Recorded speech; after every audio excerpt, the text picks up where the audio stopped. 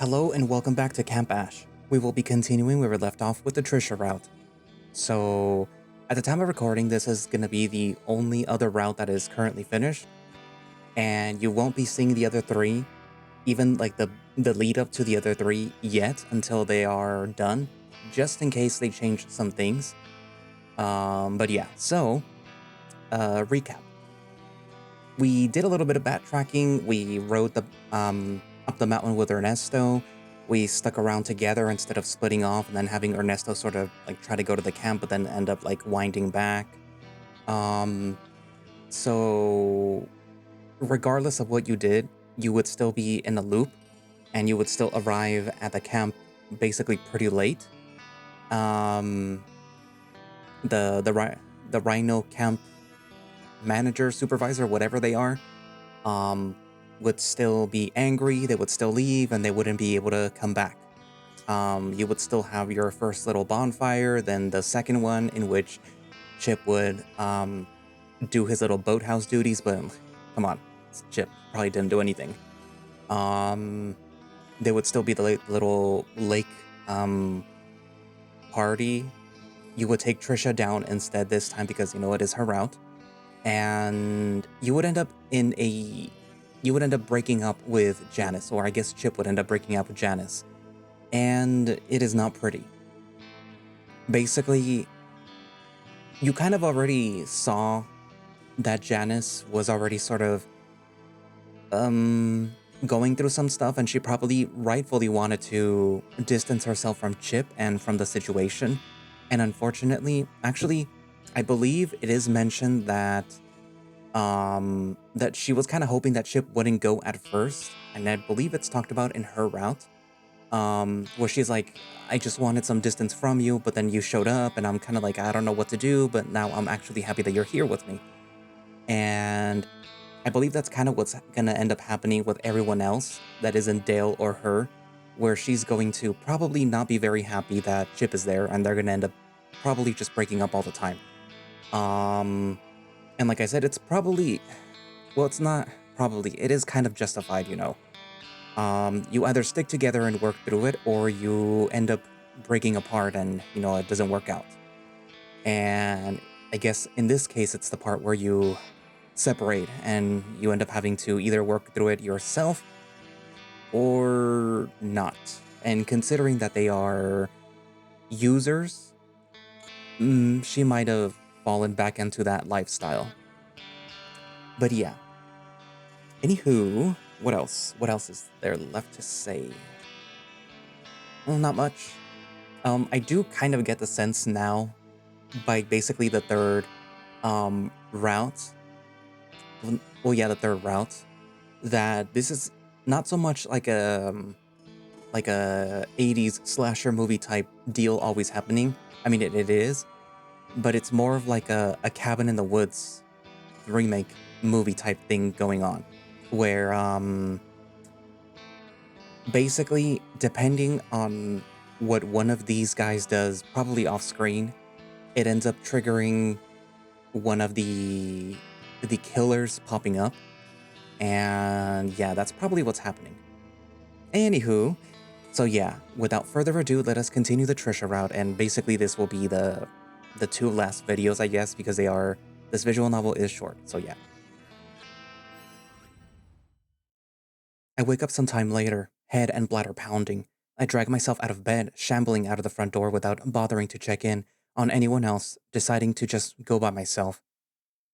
If I was going to puke, I didn't want it to be on anyone. I wash my paws after relieving myself, making it back out to the humid night air when I spot a figure at the end of the building. Trisha? The sheep walks closer to me, face flushed from the booze. Oh, hi there, Chip. She sounds just as buzzed as I am. Oh, you out here by yourself? Yeah, had to go to the restroom and the others were too far gone to wake up to go with me. What about you? Same. I didn't even bother to ask, but that sounds like a good reason. The sheep closes the distance between us, standing just a few inches away. Sorry to hear about you and Jan. Don't worry about it. Do you think that you two will still get back together? Not after what I said to her. I... I think that this may be the big one, to be honest. Her paw reaches out and grabs mine. I'm so sorry to hear that, Chip. She pulls me into a hug, holding me tight. Hey, do you want to go for a walk? Get your mind off of things? There was a slight slur to her words. That would be nice. The sheep trots down the path, heading towards the base of the camp. I follow behind her and eventually catch up next to her. My legs wobble, the booze still running through a fair bit. And the weed. It's so pretty here at night. Really peaceful, too. Not like Echo. What do you mean? Don't you feel it sometimes there? Like there's something heavy in the air? Like the desert is alive at night? Well, there's certainly enough cars and noise and people. The gunshots really now and then tend to echo pretty good and echo too. Not just that. Sometimes when I'm out walking at night, I just don't feel alone. Maybe it's your daddy's private security making sure that some meth head doesn't rob you for pocket change. We're not that rich. Maybe it's some psycho killer waiting for the perfect time to strike. That's even stupider, Bronson. She punches me in the arm. Ouch. Isn't it different here? Doesn't it feel lighter here? I know exactly what she's talking about. Like there is a heavy blanket over you and Echo. It's not just the heat that suffocates you. It only masks it. Even on cold winter nights, you can feel it. It's why me and Jan would take drugs. Why I got a van to drive off into the desert and unwind in. To feel nothing for once. You know, I think that I kind of feel it here. Like there's something heavy. It almost is humid here, but it shouldn't be. It shouldn't be this warm at night, even with a blistering summer, right? Well, we're definitely higher in elevation than Echo, but it feels the opposite of Echo, doesn't it? Ever since that night, the town felt empty, like the blanket or blur was gone, but I feel it here, breathing down my neck. I don't think that I really understand. Trisha looks at me, clearly not believing me. That's the fakest answer from anyone that I've asked that I've ever heard, Bronson. People at least recognize that there is something up with Echo. I think people do stupid stuff when they're on drugs and don't want to face the consequences. So they make up stories or go along with stories other people say about the town not being good. I think the town is just a shithole and no one wants to talk about it. People just go on living there like nothing is wrong. But it is what it is. I just don't think any of that sort of stuff is real. Yeah, our town has a ton of bad things in it, but that's because we've been built on a history of drunkards and roughnecks. There really isn't much going on. There always is something happening in Echo. Do you really think that it's something like supernatural? Like from a book or something? Like fiction? Yeah, like fiction. If I think it's happening, I don't think it's fictional. Well, ghost stories, hauntings, and the town madness. Do you think made up stuff like that is real? But it feels real sometimes. We make it to the base of the camp, the circle of camper tents along with the mess hall forming the main drive. Do you want to walk up to the creek? Maybe see the boathouse? No, I'm scared of the water at night. There's nothing to be scared about around the water with me. Trisha laughs, latching onto my arm. I don't tell her to get away. You're probably drunker than me still. But otters will float. Are you big enough to let me float hanging onto you? No, only Dale is. I knew that it should have stuck with the other fat ass. She says it so matter-of-factly.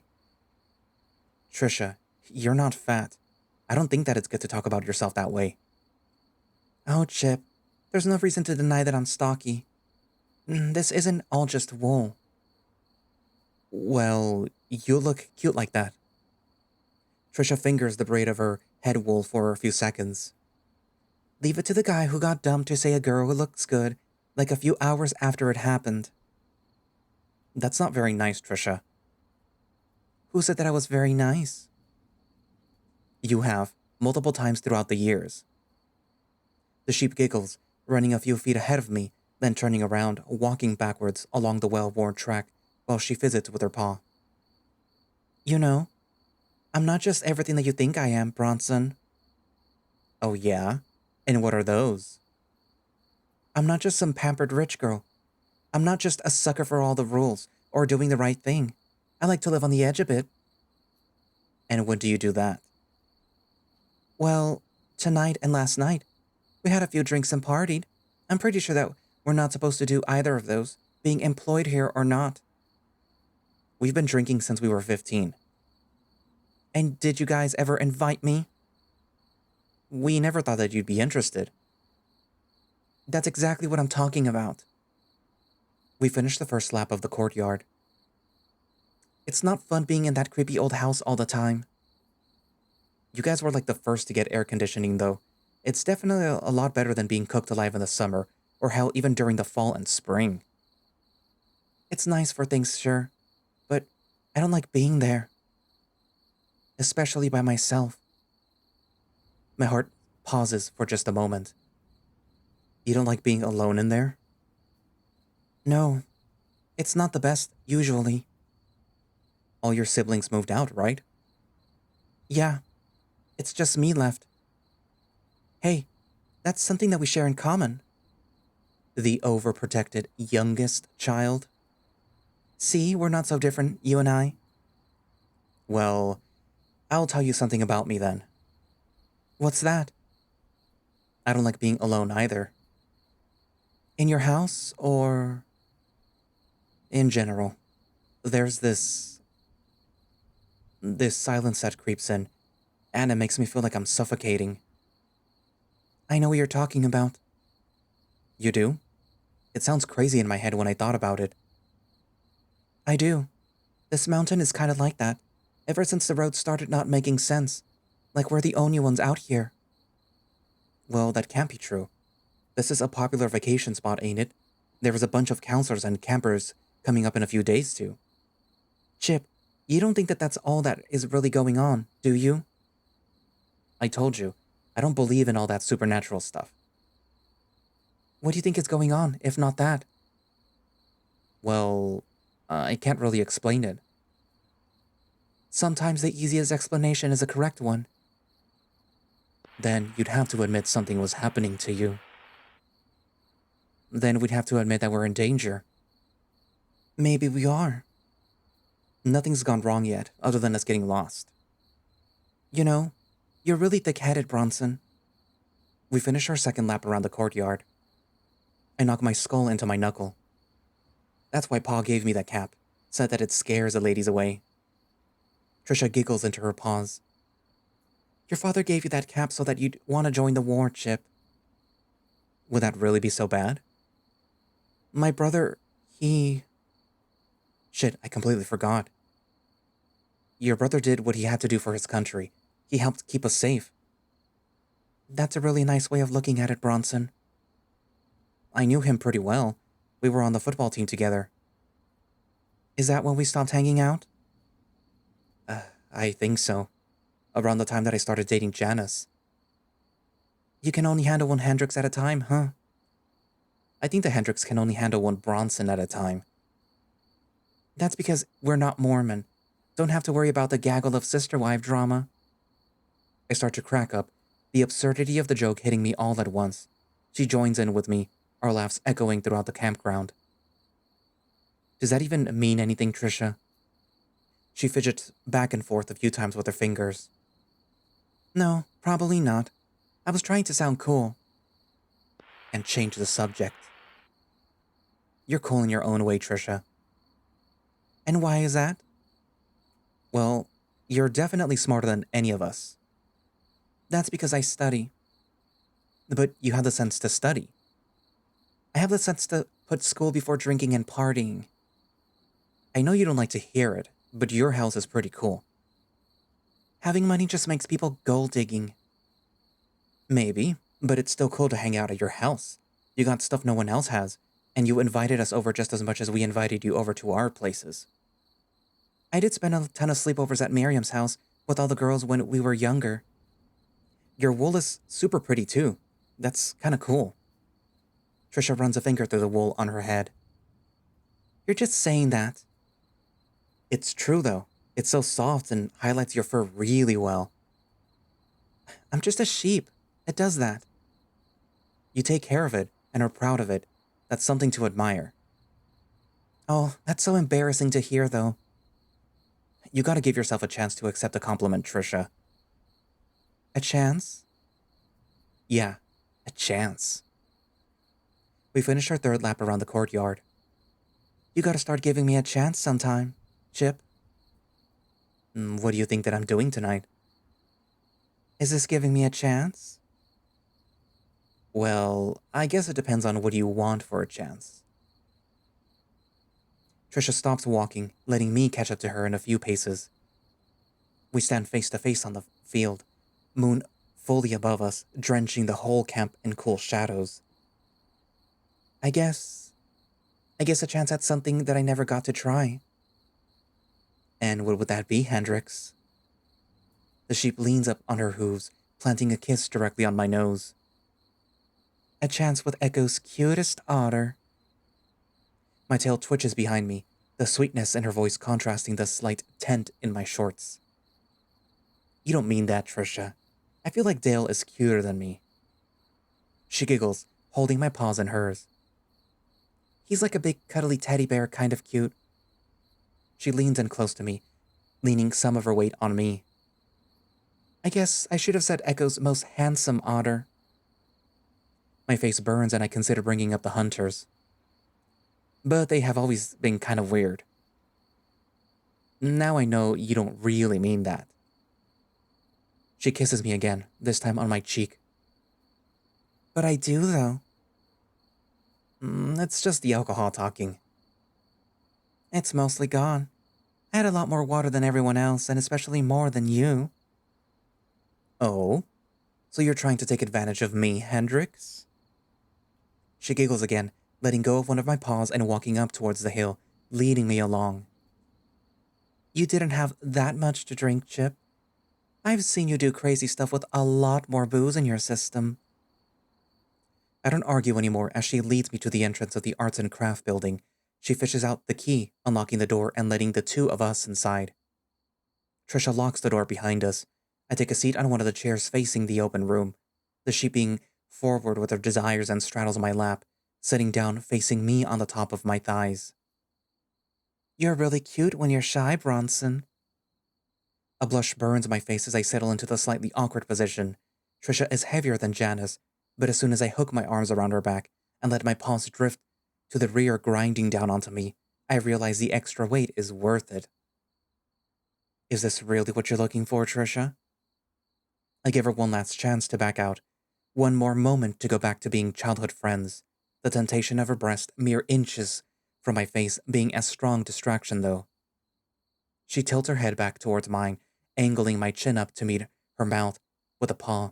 Our mouths meet in a soft pucker as we kiss each other for the second time ever. She's soft, sweeter than Janice. And I want more. I meet her lips for a second kiss of the night, this time deeper with more tongue and tilted heads. She's into me immediately, meeting my energy back and wanting more. Our arms roam each other's backs, my paws only dipping further south to feel the outline of her larger size every now and then. Her paws are behind my head, hooked over my shoulders, drawing me into a deeper and deeper kiss. She lets my tongue in without hesitation, letting me lick and taste every part of her. She praws at my mouth, running her tongue over my sharper carnivore teeth, shuddering when she gets to my canines. She pulls back for a second, strand of saliva connecting us for a moment. Oh, Chip. I'm at her neck in a moment, the height difference giving me the perfect access. My tongue licks and feels against her flesh, the sheep baaing and moaning at once, holding me tight as I tease and prod her, threatening her with a hickey with occasional sucking motions. "A Chip!" Trisha screams my name, shuddering in climax as I gently prick her neck with a sharpened tooth for just a moment. I can smell her then, having made a sweet mess in her underwear. I lick her lips, unbuttoning her blouse step by step, the sheep moaning and grinding into my groin. "Oh gosh." "Do you want more?" The sheep nods, discarding her blouse as soon as I have it unbuttoned.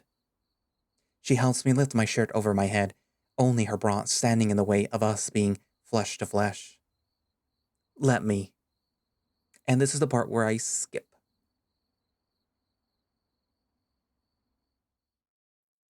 The soft warmth from the sun stirs me awake. I'm laying on the floor of the Arts and Craft building with Trisha Hendricks of all people. The tangled mess of sheets provide the smallest bit of relief from the wooden floor beneath us. My back is stiff, sore from sleeping in such an unusual position and such an unusual surface. Trisha is asleep still, cuddled up next to me, her face soft and sweet in the faint light of the morning. Morning. Shit!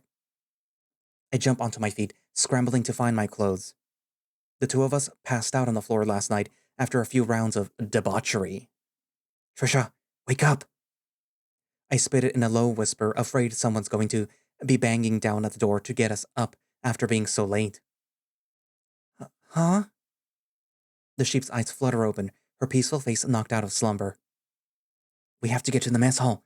Everyone's probably waiting for us by now." "Oh gosh." She scrambles on her hooves, digging through the pile of sheets for her clothes, a bit of me still dribbling out of her. Oh my god. It makes my shorts uncomfortably tight. "God, I'm sure that we stink up like each other, let alone everything else." The sheep makes a futile attempt to wipe up some of the slickness with the bedsheet. It helps, but only a little. "Should we shower first?" "That might be even more suspicious." "You're not embarrassed to be with me, are you?" "It's not that, you idiot. But if Janice finds out I slept with you only a few hours after she broke up with your stupid ass, she's gonna kill the both of us. Plus, it isn't a good look just in general to hook up with someone after they just got dumped." Hey, I don't want to hear about any of that, especially after last night." "Then finish zipping up your pants and help me throw this in the supply closet." The two of us scramble, eventually getting our clothes back on and cleaning up enough of our mess so that it wouldn't be apparent to anyone just walking by. "Aren't those sheets gonna stink up the place?" "I'll bleach them first thing after breakfast. Come on, let's go." Trisha leads me out of the building before practically shoveling me outside. She fumbles with her keys a few times before locking the door and pacing back and forth the front a few times. "Should we split up from each other? Go in at separate times?" It's probably way too late for that by now. Everyone probably noticed that we both weren't in our cabins last night. I can say that I was helping you with some last-minute repairs or something, or I needed help at the boathouse for something. "Let's just go and get this over with." We make our way to the mess hall in short time, before pausing in front of the doors, frozen in apprehension. Well, if we die, at least we went out with a bang. "Shut up, Ronson, and open the door." We step inside only to find ourselves completely alone. The lights are off even. We're not that late, are we?" Trisha fumbles around for the light switch, the fluorescent lighting kicking on a moment later. "The clock on the wall says that we're only 20 minutes late. Everyone should be finishing up with breakfast." "We didn't sleep more than a whole day, right?" "If we did, and they didn't come looking for us, I'm gonna kill them." "Do you think that something bad happened? Like with a bunch of the weird stuff while we were coming up the mountain?" "I'm not trying to think about that. For all that we know, we could just be standing right next to them, but we can't see them." "I don't even know what that means, but it sounds scary." "Maybe there's a note or something nearby? We could check to see if they bailed on us, if their cars aren't there." "We shouldn't leave, not when they should be here. And I don't want to send any one of us alone if we're not sure if something messed up is happening." "We'll wait here then. Maybe try to wake up a bit more." Trisha takes a seat at one of the tables and lays her head in her arms, taking a content breath in and out. I did have fun last night, Bronson. Maybe after this mini disaster, we can see about trying things out more. But, maybe we should wait till we're back in Echo. This place doesn't feel right.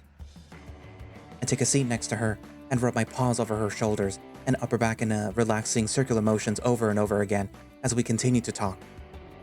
It's funny that here feels messed up to you but not Echo. I never said Echo isn't messed up, but it's something that we're used to. Something normal even if it isn't good. Do you think that it's bad? That we get so used to it? That we ignore the signs of everything around us down in Echo? Yeah, but what else are we supposed to do? We live there. It's home. Your family has money to move though. You don't have to stay in Echo. Even though that mansion is pretty nice, it isn't as big as it used to be, right? You guys could probably get something nicer almost anywhere else for less money than fixing up that old thing. We could. We definitely have several smaller vacation homes that we frequent. But there's something special about Echo, about that house. I think it's important that we stay there and not ignore that kind of bad stuff. Do you think that it's true? The stuff that they say that your family did when the town was booming? She takes a moment to think, lifting her head up and really looking at me now. I stop rubbing her back, giving her space to continue the awkward conversation that I just started. I think that there is good and bad in every family. We haven't found anything concrete, but... She stops again. I don't pressure her to continue. It's the strangest thing. There isn't so much evidence, but this feeling in the air, especially in the basement, that there is something dark and heavy there. Whoa, like a ghost? Something different. It doesn't feel like a person. Like a demon? Like weight. Like sound. A hum. A constant drone. We haven't fully excavated the basement yet. There's still some parts that we haven't gone down into that were destroyed. But maybe there's something in there that'll actually tell us what's happening? Shit. Is it safe to go into the building? Everything's secured at the foundation, yeah. We practically rebuilt the whole place. Just some more stuff that we need to get into still. Maybe I'll help you guys clear it out. I can't be the hired help and we'll fall in love over a summer of hard work and shared moments. She gives me an incredulous look. You're an idiot, Chip. She says it with a smile on her face. It gets a chuckle out of me. We lean in then, almost on instinct, and give each other a quick peck on the lips. Just as the front door opens. I fall out of my seat, careening to the floor with a soft thud, pinching my tail in an extremely uncomfortable way underneath me in the process. Hey, you okay? Ernesto runs over to me. The wolf was the one to open the door, ruining the moment with Trisha. Chip, what are you doing on the floor? Miriam walks in a few seconds after the wolf. The two of them look just as disheveled as us. Where's everyone else? Not here yet. Have you guys been waiting long? We just got here too. Trisha gives me a dirty look. Glad we weren't the only ones late then. Miriam gives Ernesto a dirty look. The wolf extends a paw down to me, offering me some leverage to get to my feet. I take his larger paw and he helps me stand up, pulling me up with relative ease. Hey, is that... Ernesto's nose twitches a few times, a devious grin spread out on the wolf's face. He pulls me into a friendly hug, patting my back a few times before whispering into my ear. You dirty dog. What? My face runs flush as the wolf's embrace grips me even tighter for just a moment. Having fun so soon after dumping your girl?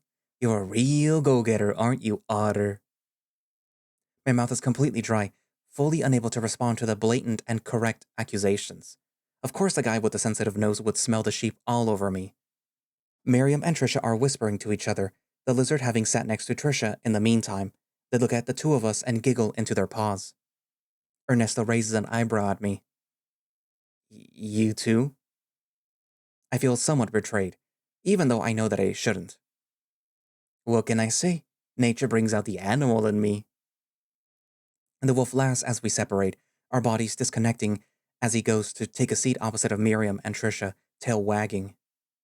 I follow behind him, embarrassed but happy that I wasn't the only one who got around last night. I guess being in a stressful situation in the middle of nowhere does that to people. Where are the others? It's not like they'll be late. We haven't seen anyone else yet, just you guys. Should we go looking for them?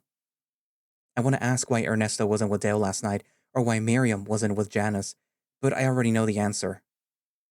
Maybe we can wait a little longer? If everyone is supposed to be here, but if we're late, maybe they're just late too. Makes sense. It takes me a few seconds to realize that I implied that the others hooked up too, though that would leave an odd man out, unless Janice let the other guys both take her. The thought makes me jealous and angry for a second, but then I remember that I just did something relatively similar last night. The thought of Duke and Dale on top of Janice does make me dizzy for just a second, though. The four of us sit in awkward silence for a few minutes, ignoring the implications in the room. After about another 10 minutes of small talk, the entrance door slowly opens, a pair of figures walking in. Ugh, my head. Duke and Janice stumble in, the two of them clearly hungover. Duke has a paw cupping his forehead, and Janice is stumbling a bit on her feet, eyes tired and red. Surprised you guys lived after going so hard last night. Janice doesn't look at me as she takes a seat next to Trisha and Miriam. The coyote buries her face in her arms before continuing to speak. I need some water and food, or I'm gonna throw up. Aren't you supposed to be the one cooking? That isn't happening this morning. Duke makes it to the bench next to Ernesto and I, choosing to lie down on it, with his paws covering his eyes. Ugh, it's too bright in here. It's making my headache worse. Where's Dale? Shouldn't he have finished making everything by now? No one's seen him. We figured that he was with you and Duke. Miriam saying it so bluntly makes my heart hurt. Come on, let's just get something started. Maybe help Janice sober up so that she can show us where things are to make. Trisha stands up before reaching out to me, grabbing me by my paw and dragging me along to the kitchen. Miriam's face goes wide while Ernesto starts to laugh. You've helped Dale and Janice enough back at the diner, right? A couple of times, yeah. I might be able to get things started. Good enough for me. Hey, what's got you all worked up? Seeing Janice like that, completely uncaring and rude, is just so... The two of us walk into the kitchen just then and stop dead in our tracks. Against the far wall of the kitchen, Dale hangs suspended in the air, pinned to the wall from a pair of shears through the center of his chest. A stream of dried blood rolling down his body, dripping down his suspended foot onto the floor. The otter's eyes are open, empty. He's pale, unmoving. Dale? Trisha screams, putting her paws to her face and running out of the room. My ears are ringing, loud and pounding. My chest aches, dragging me down into the ground. Dale, stop playing. Get down from there. I walk up next to him, waiting for him to take a lick of the ketchup, covering his shirt, and laugh at me for even believing that this was real for a second. Buddy? He only stares back at me. I can't see his smile. I don't hear him laughing. When is this joke going to end? Dale? His limbs are so limp. He must be so tired and sore from waiting for me to find him like this for so long. Get him down! I can hear him again as Ernesto rushes into the room. He's already at my side, motioning me to help hold Dale up. Ah! Miriam is screaming now. Take the scissors out, Chip. I got him. Ernesto is bracing Dale to the wall like the two are dancing. Close and flushed together.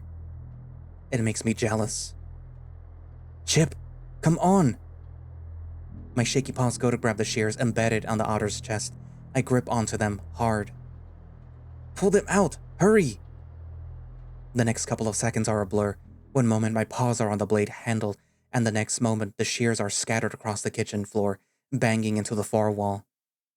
They're soaked in blood and bits of meat and bone. I don't even see Ernesto laying Dale onto the floor. Miriam and Trisha sobbing and wailing over and over again doesn't process. Not until Ernesto covers the body with a sheet. Not until the outline of my best friend sits there in front of me, a lump of cloth and body, a slick pool of blood underneath the thing that was once Dale Cooper. Dale? I finally lose it. I finally realize that this isn't a prank. Ernesto drags me away after a few minutes, back into the dining area. He's washed his paws about a dozen times. Mine are still covered in flakes of dried blood. Miriam is talking in hushed whispers to Ernesto, the two trying to keep calm. They glance back at me and Trisha every now and then. The way that they stare at us makes me feel weak and pathetic.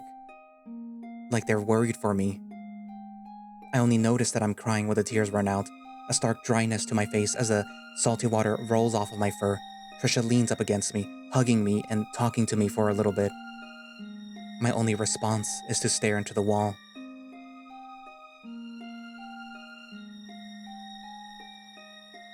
Come on, Chip. Let's get you cleaned up. Trisha helps me walk to the sink and put my paws under the faucet.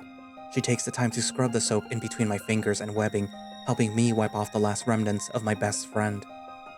Of the only guy who ever understood me. How are you holding up? Just as the last bits of my friend leave my body, do I start to regain control of myself. I thought that I wouldn't be covered in somebody else's blood ever again. Not good. Yeah. It was a stupid question. But she had to ask it, had to get me to respond somehow. Where's Janice? And Duke? Trisha's face winces when I say my ex-girlfriend's name. They took off before you two went back there.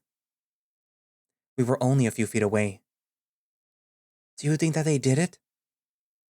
I want to say that she wouldn't do that, but I feel like I don't know her anymore. They probably went off to fuck again when they realized that there wasn't any food. I'm too numb to feel bad about that. Ernesto, not now. Miriam glances at me for a second. It hurts more when they try to ignore the problem. We have to get out of here. We have to call someone. Everything is still down. I tried the phone again. I didn't even know that he left the building. Let's get to Miriam's truck and just leave.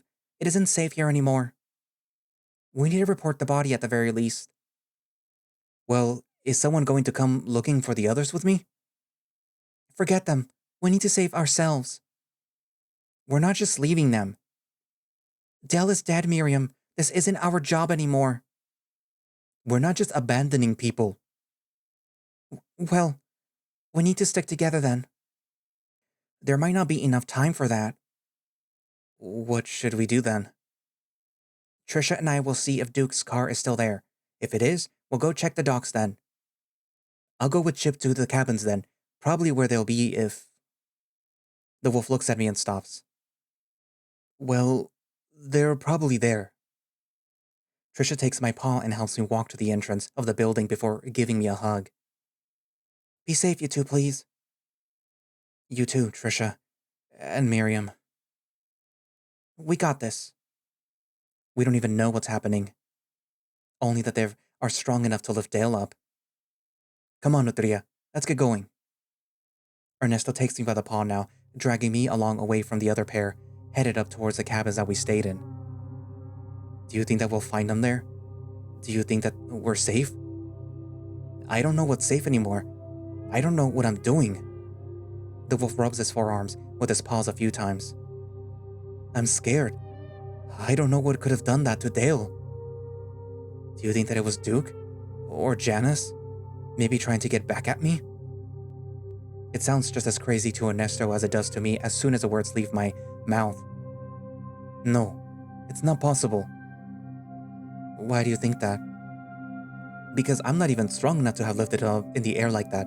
Those two wouldn't even be able if they had worked together. Shit. It really is that obvious that whatever is going on is more than just a sicko with a pair of shears. It takes us just a few more minutes to reach the top of the campsite. The 3 cabins around us feel cold and empty from outside. So, how was she? Did you make her ba? What? You know, the sheep. You fucked her, didn't you? Is this the best time for this? Well, we might not get another time for this. He's right, and it makes my skin crawl. Might do good to get your mind off of, everything too. We make our way to the men's cabin first. No one's inside, just piles of crumpled sheets, just how I left it last night. So, did you fuck her?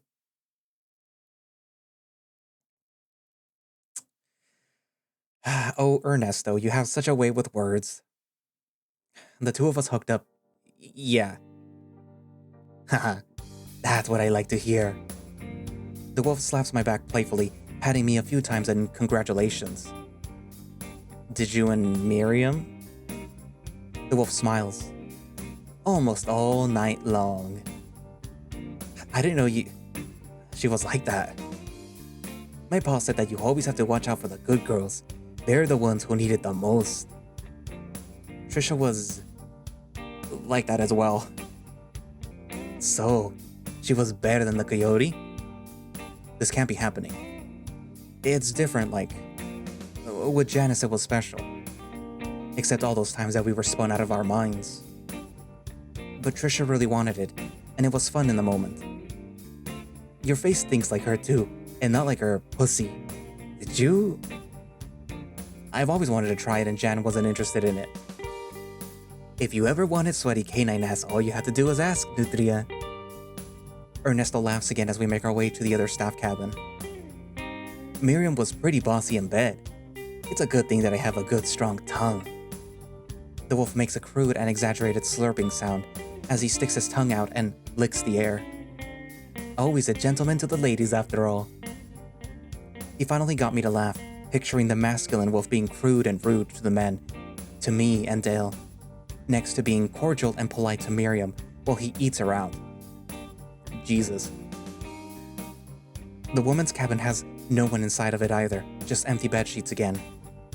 The scent of Janice in one of the piles of clothing and belonging makes my heart hurt for a second. Can I ask you something, Ernesto? What is it? Do you like meant to? The wolf smiles. What gave you that impression? Well, you offering to let me eat your ass just now. Ernesto pulls me into a side hug, holding me close in his strong arms. And what if I do? Well, I just wanted to know, especially if we might not make it out of this. And that isn't a good enough reason. Well, if you do, maybe I could try some sweaty canine ass after all. I'll tell you when we make it out of this. And there is an update for my route. The two of us walk out of the cabin and head towards Wickenberg's cabin. The wolf unlocks the door with the key, then we head inside. It looks the same as it did last night. Hey, anyone in here? Ernesto shouts into the building. There is no response. We should be careful. What if whoever did this is in here? Maybe we'll spook him out of hiding?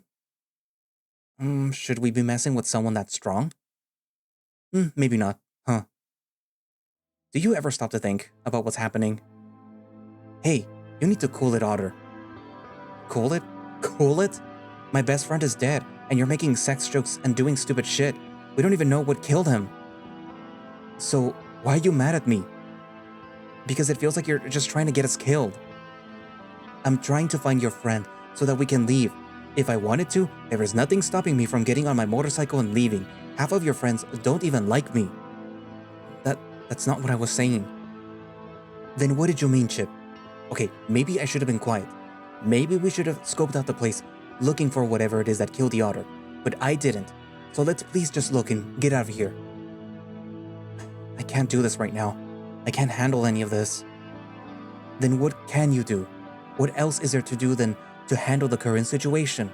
Are you going to give up? Just sit down and die? You don't even know what's out there. We don't know who's there. What if it was Duke who did this? What are you gonna do? What if there's some psycho going around doing it? Are we just going to sit here? Shut up. Just shut up and let me think. There is no time for that. Help me look, Chip. Help me look through this damn cabin so that we can get out of here. Why are you here? Why are you helping then? Why don't you leave on your motorcycle and save yourself? I don't know. I don't know why I just don't split and get out of here. I don't know what's happening any more than you do. And I'm tired of you pretending that you know what's going on, that I should know how to feel or what to do. You don't know what I'm thinking. Well, it isn't anything useful. The wolf ignores me, storming through the rest of the cabin on heavy paws. I make sure to look through the bottom floor, despite how open it is, despite how obvious it is that nothing is here. That I'm alone. A couple of minutes go by with Ernesto going door to door from the rooms upstairs until he calls me. Otter, get up here.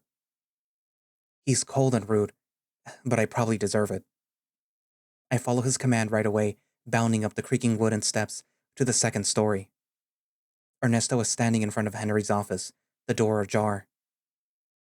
Is there someone or something in there? Just the gun cabinet. I walk into the office and spot the locked up hunting rifle against one of the walls. Can you shoot? I can. Then let's get it unlocked, and then we can stick together. Ernesto tries each of the keys on the lock of the cabinet. It doesn't budge the lock at all after he flips through all of them. Shit, did I miss one? I don't think so. I'm gonna try one more time. The wolf goes through the key ring one more time, going slower to make sure that he doesn't miss any of them. The cabinet stays locked even after trying every key at least twice.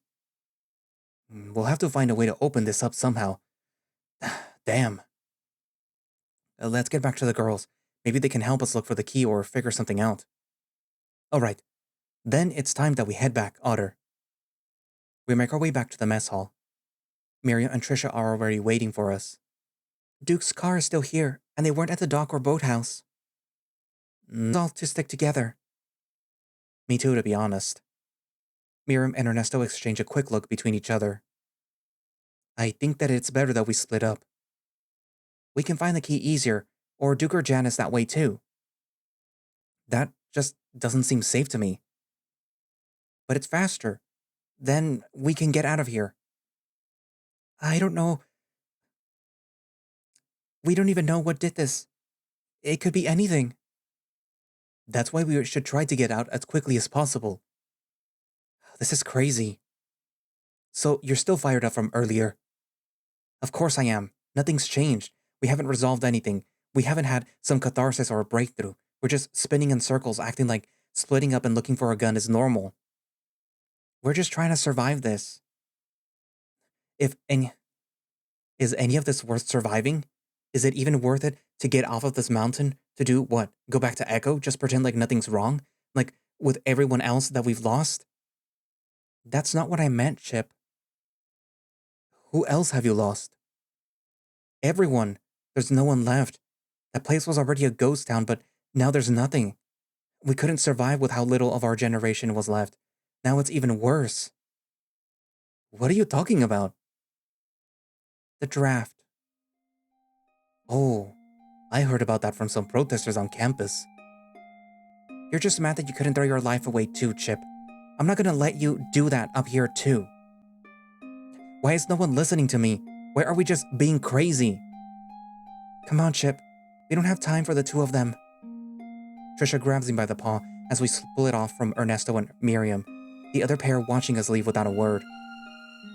Hey, what's wrong? Trisha ignores me as she opens the door to the crafts building. Can you talk to me? The sheep slams the door behind us, locking it from the inside.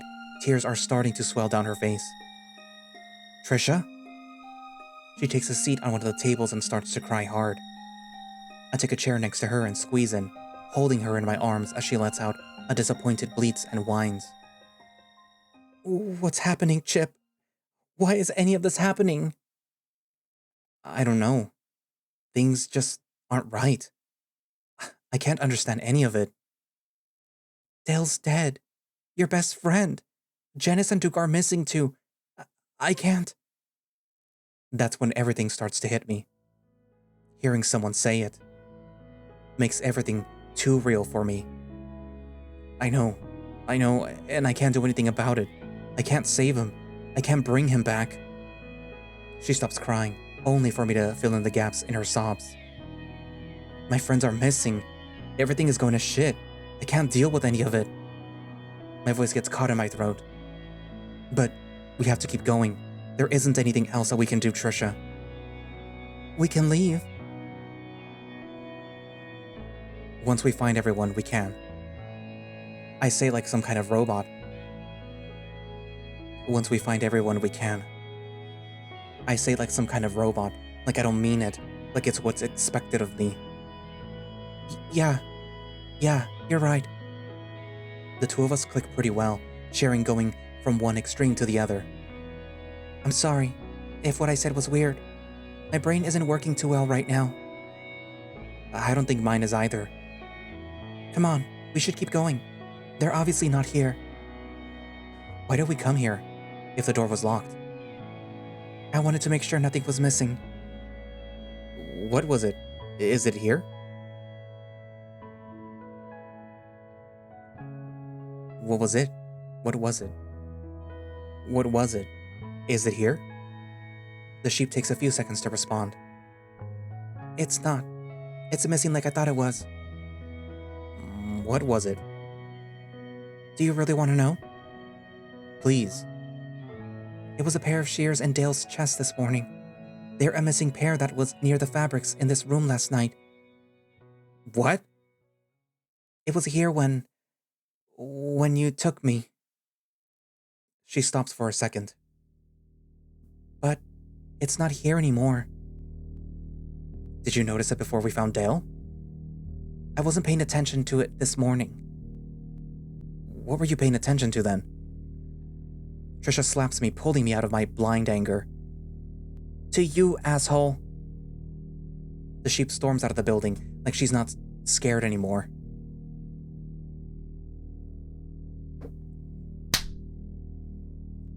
The sheep storms out of the building like she's not scared anymore. Trisha, wait! I stumble after her, finally back down after my outburst. She's halfway to the nurse's office, not bothering to lock the crafts building. I'm sorry. We'll talk about it later. She's at the door now. It opens for her, even though Duke should have locked it earlier. Wait! The sheep walks inside while I continue to chase after her. Ah! She screams a blood-curdling scream a moment later. Trisha! My legs trot out underneath me as the rest of the world becomes a blur, my body running faster than it ever has before. I barrel into the door, practically tackling it open. Trisha, are you okay? The sheep is standing next to the door, apparently unharmed, as she points towards the inside of the room. My gaze follows her finger to the hallway, an out-of-place chair blocking the path. Janice is in the chair, completely nude. Her throat is slit from end to end, a torrent of blood staining her body and the floor beneath her. The coyote's eyes are completely blank, her limbs limp in the seat. Chip, I'm sorry. The sheep is crying harder than me. I shuffle up to the body, my legs giving out beneath me. I catch myself on my knees and continue to waddle over in shambles. My ears ring, and despite knowing that I'm screaming, my throat is burning and stretching in pain. I can't hear a thing. My ex-girlfriend. The love of my life for the past 3 years. The whole reason that I'm here is gone. Janice is dead. And it's all your fault. No. If you just paid attention that night, you two wouldn't be here. She'd still be alive. She'd still be yours. Bronson. Shut up. I'm sorry. It's all your fault. And you can never go back. I fucking said shut up! My fingernails dig into my scalp, my body trying to get the static to stop. To stop it from telling me the truth. I'm sorry. Trisha covers her mouth with a paw, making herself small in the corner of the room. I finally stop when a tuft of my head fur gets ripped out from my paws. There. He's quiet now. Now that the damage is done. Janice. Both of my paws cup one of hers. I bring the limp appendage to my forehead. Her palm is cold. Janice, it was all my fault. I, I should have been more careful. I should have been paying attention. You... The sheep remembers the words that I just screamed out loud. I should have been there for you. I shouldn't have left you alone. We knew something wasn't right, but we couldn't go back. I'm sorry. I cry for a long time.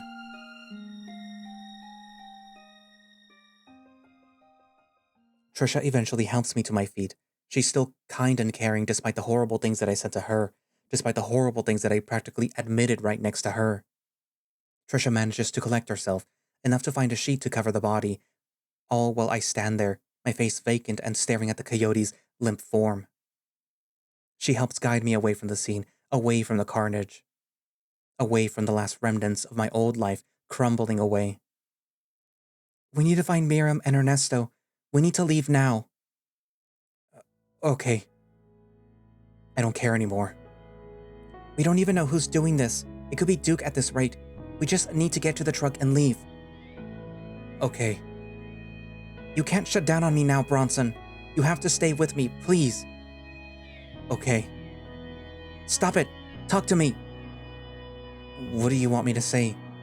Sorry for being crazy? Sorry for telling you that I should have saved Janice? We need to stay focused. We need to get out of here. We can deal with anything else later. We need to be alive, Bronson. What's the point?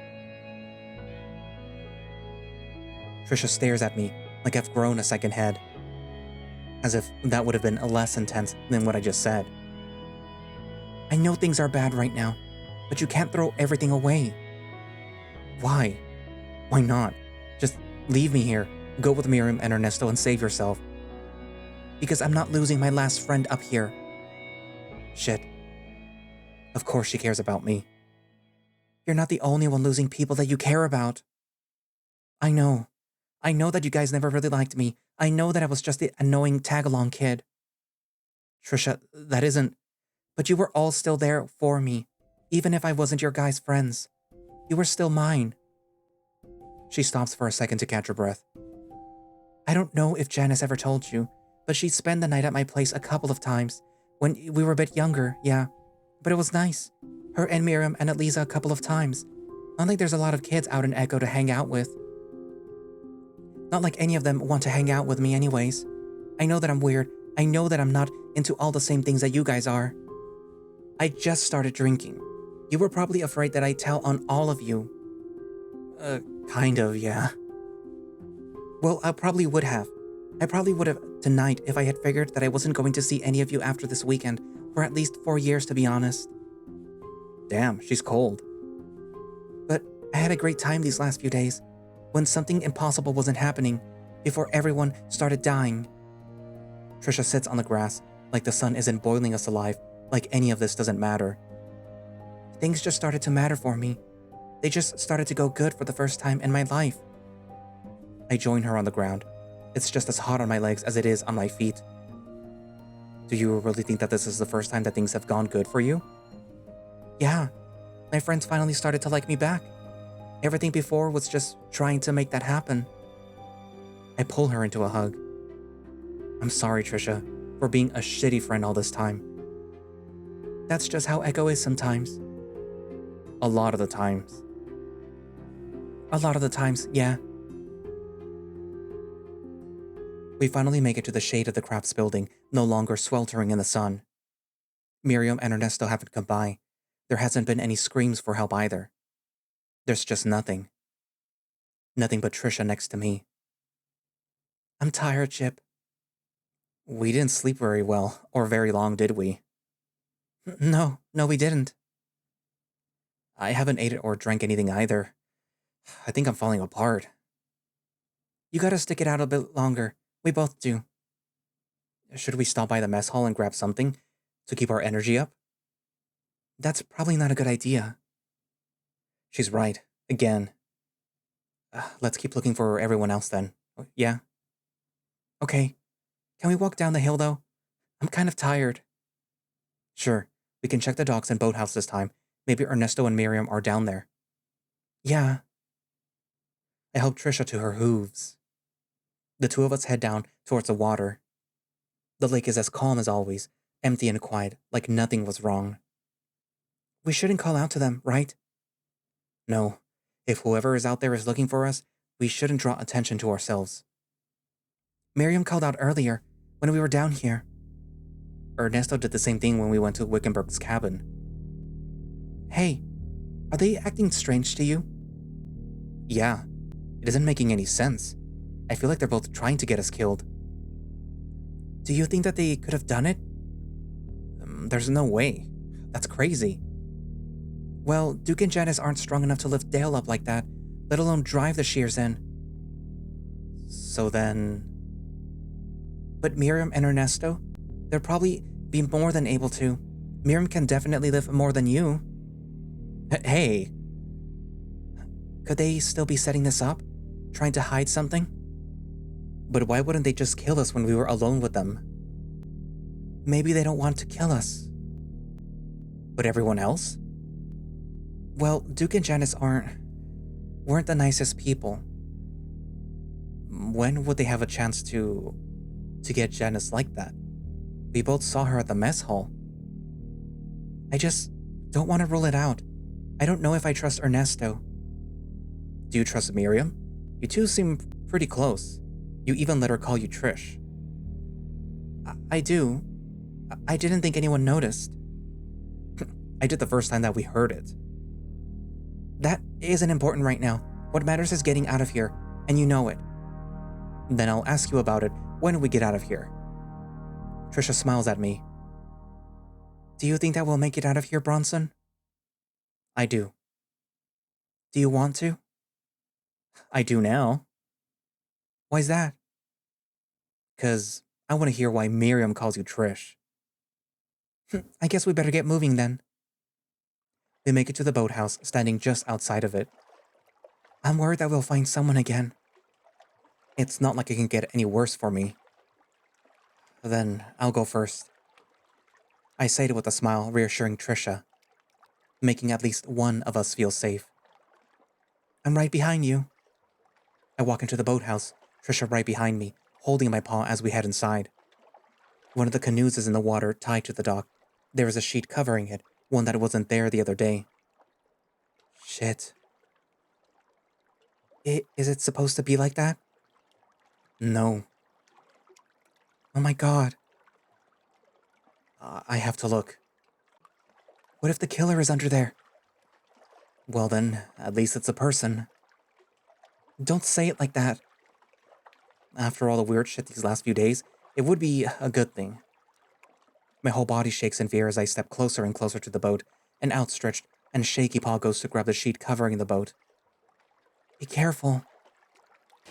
I rip it off with a single motion, pulling most of my strength to get the heavy and damp cloth off as fast as possible. Ah! Trisha's scream fades into my subconscious as another one of my friends lies dead in front of me. Duke is in the boat, dressed in Janice's clothing. They're too small for the weasel, bending and snapping and ripping at odd angles. It's hard to see the extent of the damage with a couple of stab wounds mixed in. The blood from each one distorts the blouse and skirt into impossible and changing colors in the dim lighting. Janice's ascot strangles around Duke's neck, the weasel's face distorted and blue, eyes yet empty. There's no doubt in my mind about it, if he's okay or not. Not like with Janice and Dale. I go to throw the sheet back over the body before Trisha stops me.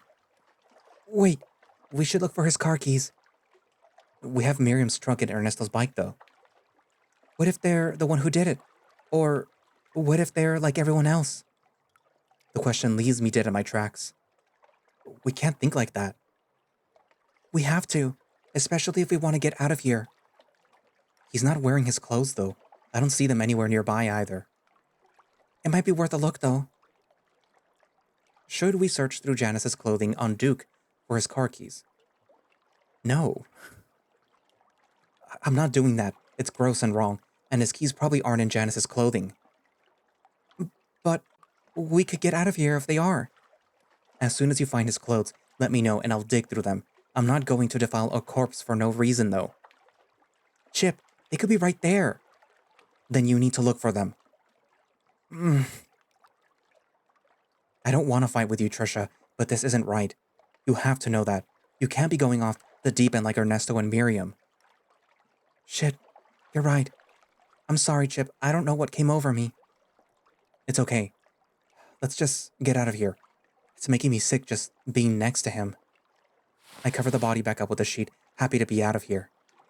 It's almost too much for me to process, Duke being so degraded like that, with Janice's things too.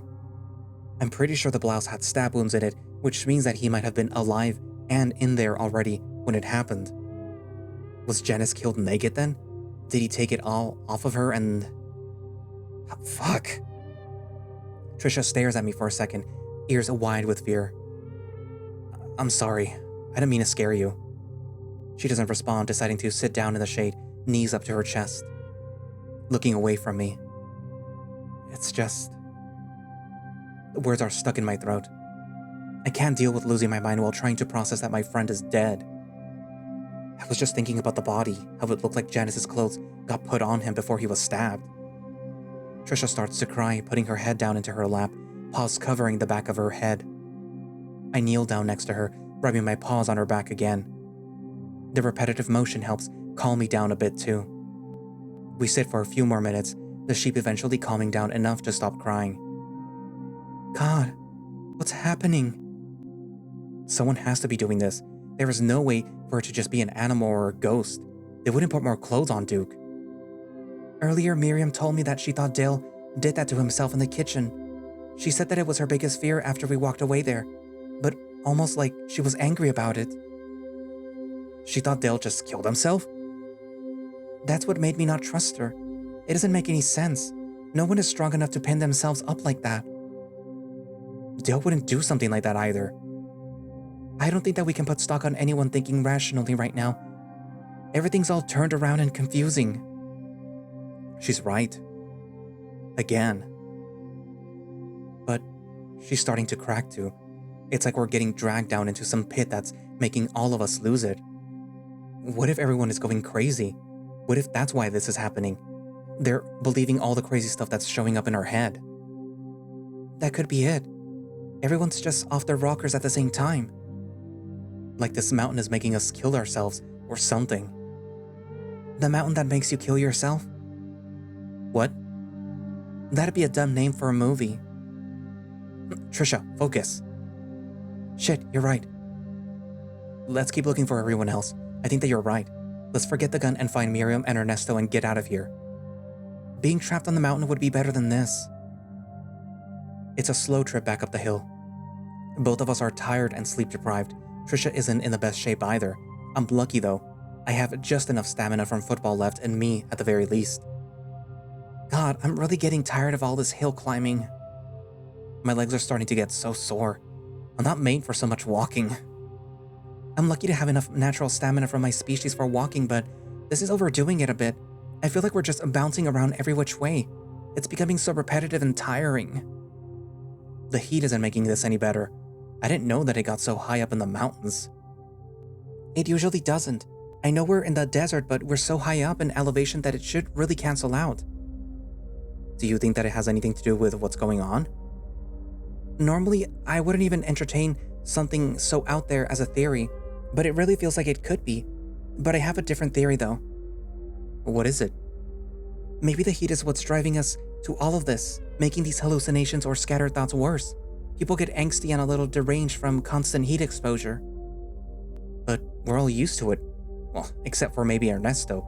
He's been at Pueblo for a year now, so it should start sinking in.